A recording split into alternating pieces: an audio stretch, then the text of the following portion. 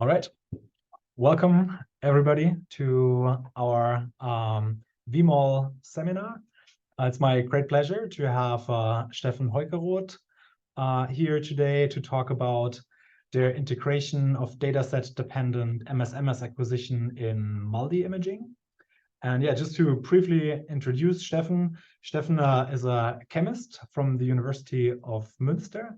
He did his bachelor and master thesis in the lab of Uwe Kast under the direct supervision of Robin Schmidt, and is now also doing his PhD in the lab of Uwe. And yeah, some of you may know him as one of the main developers of MZmine. So yeah, thanks a lot, Steffen, for developing this amazing tool. And on the side, he's also very interested in MALDI imaging. And yeah, I think in the next hour, he will talk a little bit about their recent work on MS2 and MALDI, and I'm very much looking forward to it. Yeah, thank you, Daniel, first of all, and yeah, thank you for giving me the opportunity to talk to you all and present what I've been doing. And yeah, this talk or the seminar will basically be about the software MZmine 3 and what you can do with it in terms of mass spectrometry imaging, ion mobility spectrometry, and the hyphenation of those tools. So first of all, MZmine itself is a community software, and it's been developed since 2006.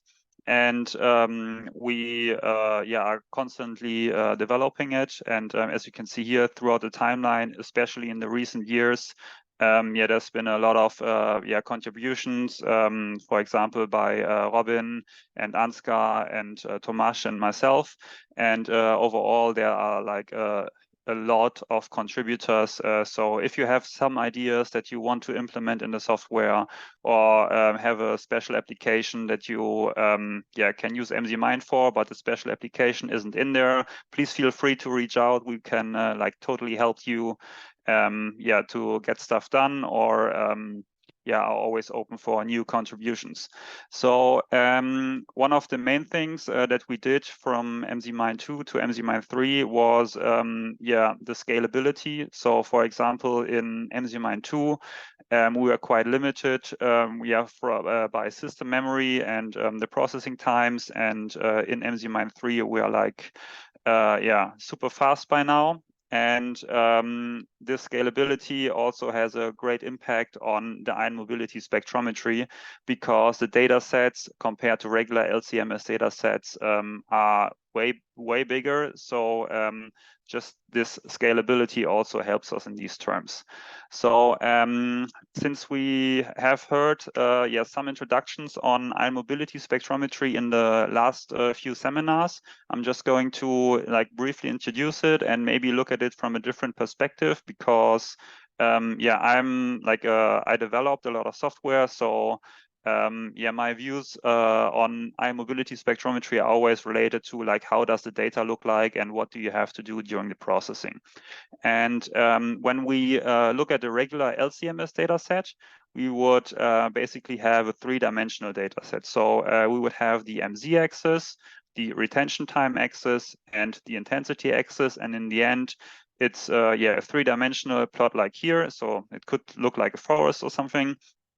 And then what we usually do during the processing is that we either look at the individual mass spectra, so one spectrum at a specific retention time, or we say, okay, let's look at the ion chromatogram for a specific mass to charge ratio along the retention time. And now to understand how ion mobility spectrometry influences how our data is made up, we can look at ion mobility spectrometry itself and what does it actually do. So it's used to separate ions in a gas phase based on their size to charge ratio. And in the end, smaller ions have lower mobilities or collisional cross-sections, and bigger ions have larger mobilities or collisional cross-sections. And what's really nice about IMS is that it is able to separate the ions in a millisecond timescale. So it really nicely fits in between the LC separations and TOF separations, which are in second or microsecond range. And to illustrate what happens during these, during the acquisition of an IMS data set, it's always nice to illustrate it on like one specific IMS technique. I'm pretty familiar with the trapped ion mobility spectrometry, or TIMS, and so I'm going to use this one to illustrate what's done there. So first of all, we have an ion package at 1 retention time. And these ions are introduced into the mass spectrometer and then first of all trapped. So that's what the trapped ion mobility comes from. After enough ions have been accumulated, the potential barrier here in red is lowered, and the ions are transferred into a separation funnel where we have a rising electric field. So we have a potential barrier that makes the ions unable to cross further into the mass spectrometer. And here the ions enter an equilibrium state between a nitrogen gas stream, which pushes the ions towards the mass spectrometer, and this potential barrier here. And afterwards, we can already accumulate another ion package. So what happens with the ions over here, once they have been separated, is that this potential barrier can be lowered successively, which causes the ions to release, and which means that they can be measured by the mass spectrometer. And this mass spectrometer is really fast because it's a time of flight, and we get then one spectrum which is associated with one specific electric potential that has been ramped down. And during the analysis, the potential is decreased further and further, and the mass spectrometer acquires more and more mass spectra, which then mean that for one ion package, we get a lot of mass spectra, which are then associated with a potential, or we can later on convert that to a specific ion mobility. And what that means is that we basically have one of these three-dimensional data sets with intensity and mobility for every retention time. So it gets way more complex and the data gets huge. And basically we have these 3D data sets for every retention time. And now we implemented the workflow in MZmine to make sense of the data. And regularly, the standard processing workflow in MZmine is really modular. So you go from step to step, and each individual step does something like does one specific processing. So for example, you first import your data, you centroid your profile spectra, you do some thresholding to filter out the noise, and then you use everything that's left over to build chromatograms, resolve them, and then in the end align them. And basically, most of these algorithms can be reused for ion mobility data processing, and we were able to reuse them and just plug in some extra steps here. And we called them ion mobility or IMS trace expanding and resolving, because we use our RT data to go for features that are just associated with a retention time and a mass to charge ratio. We first scan the ion mobility dimension, and then we resolve them into individual features. And later on, you can do your downstream analysis, for example, such as ion identity, molecular networking, and so on. And the whole workflow can then look like this, but of course, this is pretty complicated, and I don't want to go into everything, but basically what you get out of in the end is a feature table. here without ion mobility data. So here we would just have, for example, the mass to charge ratios, the heights, the retention times, the ion chromatograms, and yeah, the masses for yeah, each of these ions. And with ion mobility data, we don't just have the feature shapes and retention time, but also we can look into everything for yeah, the ion mobility, and so the mobilograms and the distribution in mobility and retention time dimension. And for now, I planned a little demonstration because not everybody of you might have some yeah, IMS data sets. So I basically want to show you some small stuff that we have in MZmine, where you can first investigate your ion mobility raw data, and then I will yeah, go into the more specific steps for the IMS processing. So from here, let me just open MZmine, and so I prepared something already. I hope the screen is still shared. Can I just get a thumbs up? Nice, okay. So over here we have our yeah, raw data. And this is a sample that we collected from a wastewater treatment plant. So it's yeah, nothing specific. And by double clicking on the sample, I can then open our ion mobility raw data overview. And up here, we have the base peak chromatogram where we can zoom in and, for example, look at yeah, one specific time. We then get an accumulated spectrum and the yeah, ion mobility heat map that is usually associated with ion mobility spectrometry. And in here we can, for example, say, okay, I want to check if this yeah, mass to charge ratio shows up yeah, more often than just at this retention time. So when I select it, I can already see here a blue ion chromatogram for the mass to charge ratio that we saw that we had. And maybe if this one is really interesting to me, I can basically put it on a node list down here, and clicking at any other point, I get the yeah, spectrum at that time frame. Can also add it to the list. And clicking through this, just adding some chromatograms, as soon as you hit update, you can then see yeah, each of these yeah, individual mass to charge ratios always associated with its own color. And now going into yeah, the ion mobility dimension here. For example, when we look at the different retention times, we can then see, okay, so for example, the orange one, which was mass to charge ratio 325, we can then see the mobilogram over here, and we are maybe able to make out two different distributions. So one up here and one down here, which could yeah, point either to just two different yeah, ionization topographies or to two different isomers. And yeah, when we basically go through our workflow, what I always recommend is first investigating the raw data if yeah, everything looks all right. And here we basically have a yeah, nice chromatogram. We have no carryover, doesn't look like we would have any carryover or washout effects in the end. So the yeah, data set looks good for processing. And with the processing wizard, which you can find up here, we basically have a really nice and easy way to set up a workflow.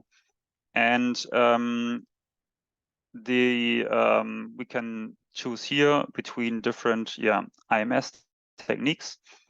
And this data set here was acquired on a timsTOF. So we would select the TIMS, and we would select that it was a QTOF with a PARSEF or DDA acquisition. And basically what MZmine would do is create as a workflow, and yeah, this workflow will be done with some standard parameters. And what we always want to yeah, stress when we recommend people to yeah, use MZmine is to do an optimization. And when we go back to the workflow here, what basically differs from the standard workflow is this step over here. So the ion mobility expanding and the successive resolving. So now I want to show you just on an example how you would go and optimize that. So we start out with our feature list that we got from our workflow. And this one has not been expanded in ion mobility dimension. This is just RT only data, so to say. And from here, we can then go into the IMS expander. And the IMS expander will start looking for every feature at every retention time. Do we have ion mobility data associated with it? And I guess I'm just going to let it run through and basically use the correct example here. And so after the processing, we end up with a feature list that now has this mobilograms column. And basically, this is a really nice example because we directly can see the problem over here. That in ion mobility dimension, we have multiple signals. So for example, for the first one here, there are multiple signals. For the second one, there are multiple signals. And in theory, these could all be different isomers. So we want actually to have this separated in two different rows in our feature table. And what we can do to do that is use the resolving step. And with a preview that you can most of the time access in MZmine through the show preview dialog or checkbox down here, we just select the feature list that we just created. And this feature list or this window gives us a really nice overview what's going to happen during the processing. And what we want to happen is that, for example, these two and this one over here are colored in two different colors, because then the software recognizes them as two different features. And for example, if our parameters were not optimal, for example, like this, then it wouldn't recognize them as two different features, and we would in the end have no clear results from it. So we can play around with these parameters and optimize them. And after they have been optimized, you will get a feature list that consists of every individual feature with the actual resolved mobilograms. And for this, I prepared something. So, for example, we go from here where we have the 282, and it is associated with three individual peaks in the mobilogram over here. And after the resolving, we will end up on the top of the feature table with with two different signals for the 282, and they will each have their own individual mobilogram associated with them. And afterwards, we're also clearly able to see that in our ion mobility trace, we just have like one hotspot for every feature. So much for that. I hope I didn't confuse you too much, but this has just been a quick showcase, like how MZmine handles the ion mobility data. Basically, we just plug in some extra steps in our workflows. And now, as Daniel has announced, I also want to talk about imaging a little bit. So I'm going to switch this one again. So what's imaging? Because usually, I guess the talks here are more about metabolomics and LC. So I'll give you a brief introduction, what happens during imaging. And one imaging technique, for example, is matrix-assisted laser desorption ionization, or also called MALDI, which you might have heard already. And in such a MALDI workflow, we start out with our tissue. we cut our tissue into really thin sections and place them on a conductive glass slide. And then what's really important for multi-imaging is that you coat your sample with one molecule that is able to absorb ultraviolet radiation, so basically laser energy. And one frequently used molecule is 2,5-DHB or dihydroxybenzoic acid. And due to the pi system, the laser is able to put energy into this molecule, and then this molecule can act as a proton donator due to the carboxylic acid up here. And then in the gas phase, this molecule will ionize ions from your sample, which are evaporated due to the laser energy. And during the workflow, the laser irradiates our sample in one specific spot, and then for every spot we get one mass spectrum. And during one acquisition, the sample is constantly moving, so we basically get one mass spectrum for every spot on a sample. Which then means that afterwards, for every mass to charge ratio or for every MZ window, we can build these ion images, which can then map the intensity distribution of one ion. And what we can do by then, or what we can do with the MZ information, is that we can then visualize the spatial distribution of one specific molecular mass. And now, since ion mobility spectrometry is really fast, we can't just do it like with just one mass spectrum, but we can also use these ion mobility heat maps for every pixel, which gives us an additional dimension of separation, and also allows us to use the CCS value later on in the processing. The workflow in MZmine basically starts out as the usual LC workflow would. And afterwards, the IMS expanding is just applied to the imaging data. And the smoothing and resolving steps are basically the same. And in the MZmine feature table, we would then get the ion mobility mobilogram distribution. We would get one specific ion image for every mass to charge ratio, and of course the CCS values. So at the whole feature table basically then just composes all that information with the spatial distribution for every ion that we were able to detect.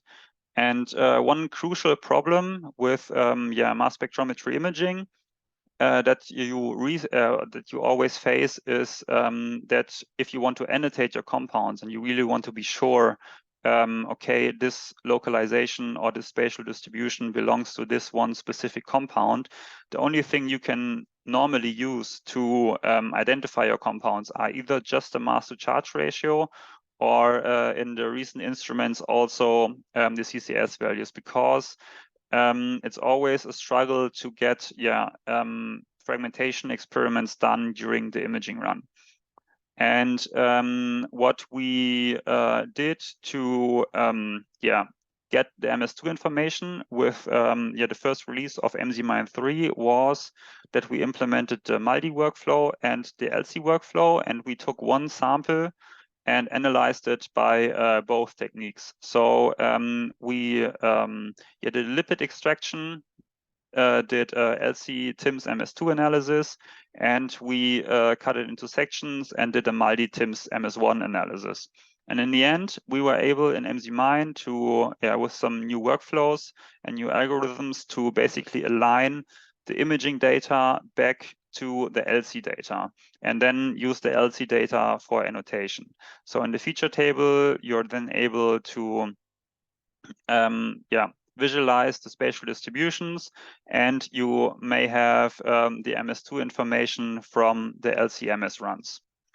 And where that helps, for example, first of all, by hyphenating ion mobility spectrometry to imaging, you're then able to say, okay, this specific mass to charge ratio up here is the 762.59. It's not just one compound, because by ion mobility here on the y-axis, we are actually able to separate or to visualize, first of all, that there are two different mass to charge ratio and mobility hotspots, which may be two different compounds. And due to the ion mobility resolving that we have in MZmine, we can take the intensity and mobility distribution of this 762 and say, okay, now give me the image just for the left side of the distribution and give me the image just for the right side of the distribution. So this is basically what the resolving work, feature resolving will do. And during the resolving, we're then able to see, okay, these two distributions don't have a lot in common with the original distribution for the 762 anymore, which was not restricted by any ion mobility windows. Because now we can basically see, okay, this one up here is just a composition of the two distributions that we had before. And the actual localization is completely different from what we first thought. But here, or until here, we don't know which compounds actually make up this distribution. And this is where the LC workflow came in. So afterwards, we were then able to use the LC dataset here in the completely straight line and align it onto the imaging data set. And the imaging data set here in the dashed line matches up with the LC data set. And from the LC data, we basically have the fragmentation spectra, which help us to confirm, okay, it could be these two compounds, because the 184 is a really specific fragment for the phosphatidylcholines. We can't say anything about the chain distribution. That's why, there's a sentence down here. But we definitely know, okay, these are phosphatidylcholines from now. And in MZmine, you would then get in the feature table your mobility distribution, your chromatographic shapes to really check, okay, is this correct alignment and does everything make sense? And then you can directly map that to the mobility resolved images. And then you use the fragmentation data from the LC workflow to annotate with way more confidence than you would have before. And the problem is, as you might have thought, this is it's pretty complicated and pretty work intensive, because what you have to do during this workflow is you take your sample, you extract it, you run it on the LC, you evaluate the LC data, you section your tissue, and you also acquire the MALDI images. And then in the end, you end up with a problem that in MALDI imaging, you sometimes get way more M+ sodium ions than you get in LC. So you might end up with this situation that you have MS2 data for the M+ H, but you have no image, because in MALDI you observe it as M+ sodium.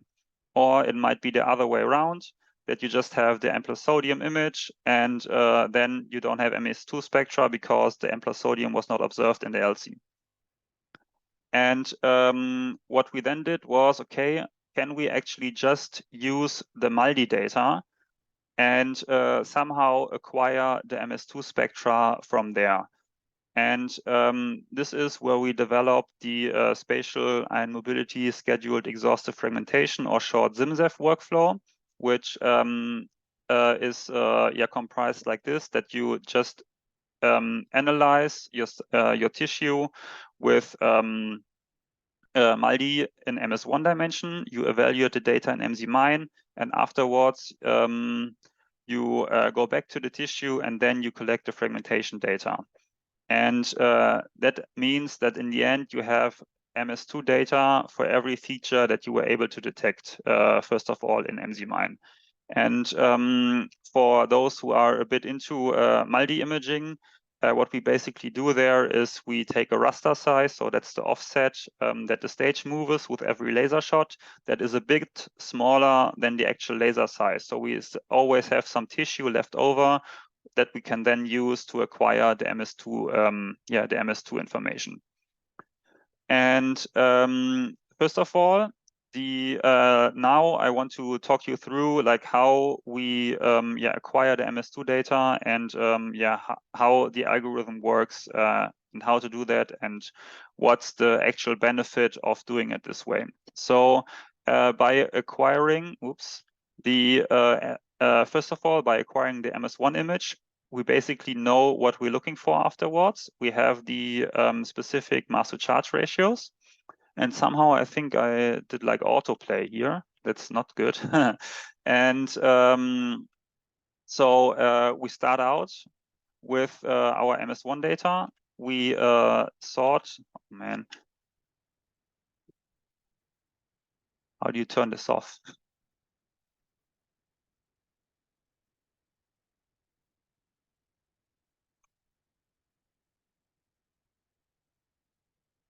Okay, let's try again. From here, I hope this did the trick. So we start off with our MS1 data. We then sort the feature table by ascending intensity.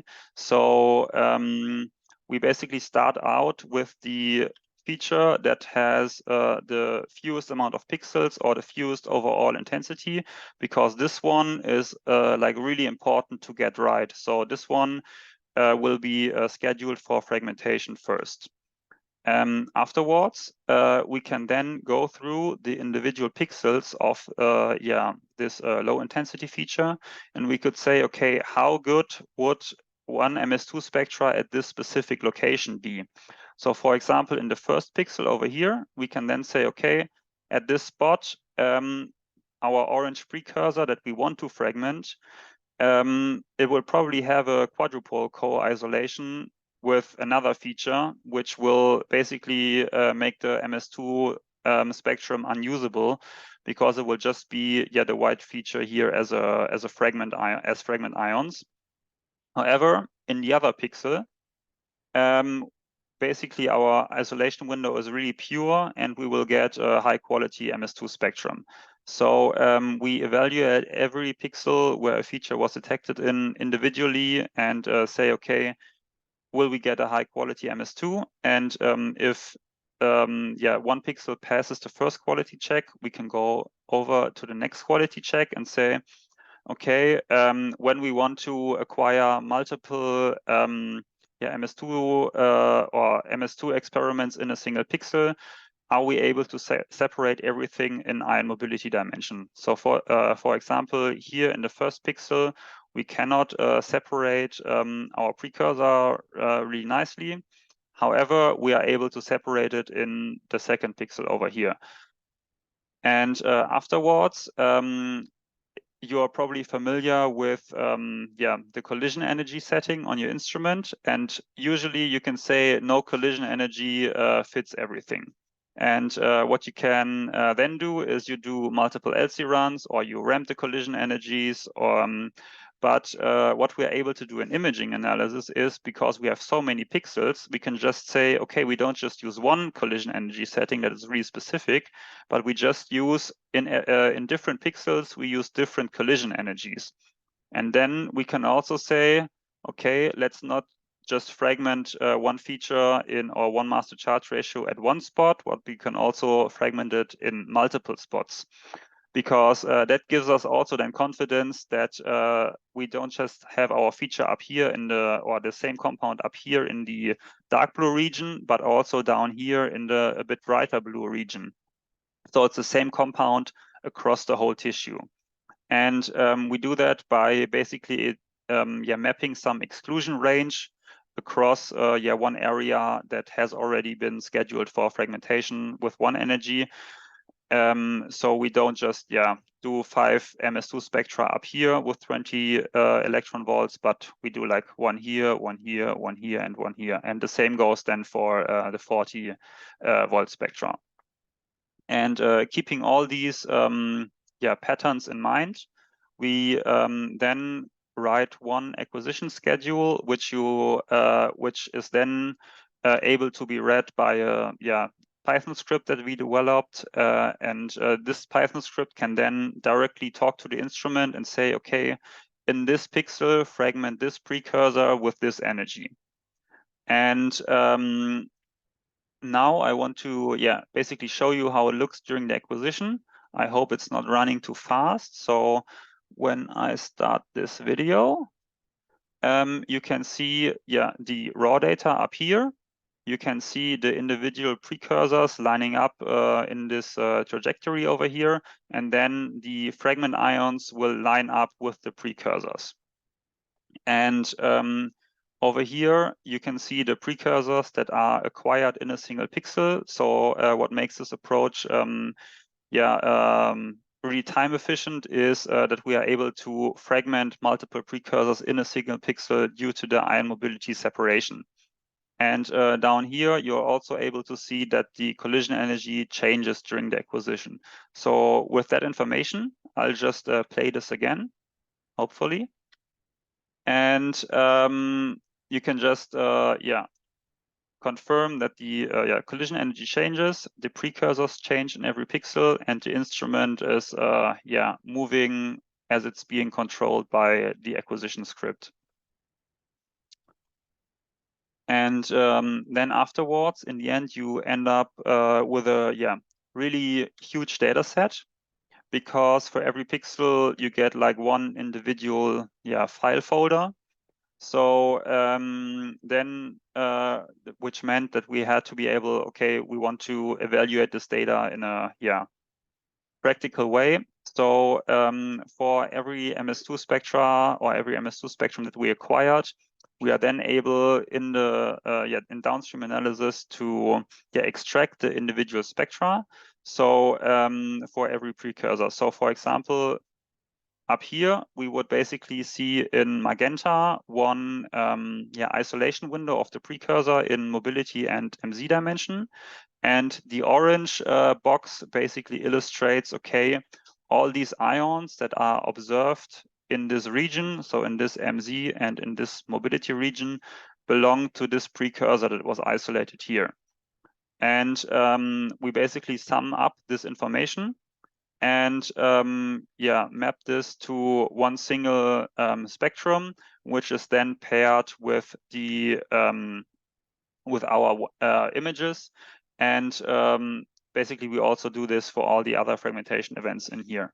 So once the MS2 has been associated with an ion image, we can use the information that we get from the MS2, for example, here to assign the fatty acid fragments and the neutral losses of the fatty acids, and by that identify our, or annotate, sorry, annotate our ion image or feature with the lipid with the phosphatidyl serine 18,0 and 22,2.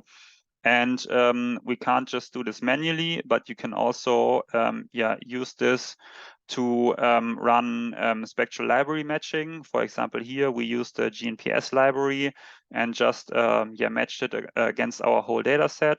And as you can see here, that the MS2 spectra are really clean, and due to the pre-calculations that we do, and that you are able to get some really nice spectral library matches to be able to say, okay, I have a pretty good idea of what this compound might actually be.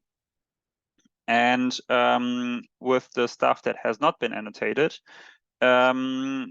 what you can then do is, probably as already discussed here quite a few times, is you can also run molecular networking, for example, on the GNPS platform. So you can just use the regular MZmine export your data, upload it to GNPS, and do molecular networking there. And basically during molecular networking, we are either looking for signals that line up perfectly, so have the same mass to charge ratio, or signals that are shifted by one specific modification over here. So for example, here, it could just be like one additional CH2 in a fatty acid chain. And by using this, we can build molecular networks directly from our imaging data without ever having to do any LC separation. And in here, you can see it visualized, for example, that the phosphatidyl ethanol amine. So this is the base structure over here, and what's changing is the two fatty acid chains that are with R1 and R2, and here we have one with 18 and one with 20 carbon atoms. And you can see that all the nodes that are connected are also either annotated with as a fatty acid chains with 20 carbon atoms or also with 18 carbon atoms, and which makes us which now means that we can pretty confidently say this one up here is probably also ethanol amine with either an 18 or a 24 carbon chain without having it annotated previously. And as you can probably guess, we get a lot of more information from these data sets than just like these small networks. So what you can see here is basically the molecular network that we got from 4 data sets of rat brain tissue, and this big network over here is associated with all the lipid substructures. And what's really great is that we are not just limited to lipids, which work really well in MALDI mass spectrometry, but we can also actually identify individual small metabolites, for example, as a nucleic acid diphosphates over here, or for example, some phytic acid due to the spectral library matching. And I also, depending on the time, want to show some of that in MZmine itself. So I also have something prepared over here. So this is basically what the result would look like in MZmine. We have our individual features in every row. We have annotations that we can get from spectral library matches and from the lipid annotation module. So for example, we are now able to say, okay, show me the spectral database search result for this lipid structure. We can confirm that this is a confident match or spectral library match, and we can also say that we, for example, for this one, want to look into, okay, show me all the MS2s and show me where we fragmented this feature. So I hope you're able to make out these small arrows over here. Every arrow is associated, or every arrow color is associated with one specific collision energy. And every arrow basically indicates a spot where an MS2 spectrum has been acquired. So what you can see here is that all the MS2s are really nicely distributed across the whole tissue. And then on the right side over here, you can see where the precursor has been isolated in mobility dimension. And below that, we can see the different collision energies, or the different fragmentation spectra with the different collision energies. So for example, in this data set, I think we used 5 collision energies and 5 spectra per collision energy. And the highest collision energy is on the top here. So we used minus 70 electron volts, which basically shred everything into pieces. And for the lower collision energies, we're then able to see, okay, these were actually a way better fit to fragment our compound here, which basically means, okay, if you basically don't have to do specific collision energy optimization for these experiments, but you can just say, okay, I want to use, for example, 20, 30, 40, 50, 60, and 70 collision energy. And then in the end, if your compound is intense enough, you get some nice MS2 spectra. Because otherwise, for example, if you chose the wrong collision energy, you end up just with the precursor signal and you can't really do anything with yeah, the MS2 spectrum. Yeah, and I think with this, I think I'm pretty well when it comes to time. So going back, I'd like to yeah, thank my whole research group, and I'd also thank all the MZmine collaborators and former group members that yeah, worked with me on these projects. And I'd also like to thank you for your attention. Awesome. Thanks so much, Steffen, for this awesome talk and showcasing of actually the tool. This was really cool, and I particularly like the way you showcase the MS2 spectra in the imaging view. Perhaps the arrows could be a little larger, but I guess that's up for discussion. Yeah, I think with this, we're at the end of the seminar. We will continue in a minute with like questions and answers. But yeah, those of you who are taking off before, thanks for stopping by. And yeah, we hope to see you next time.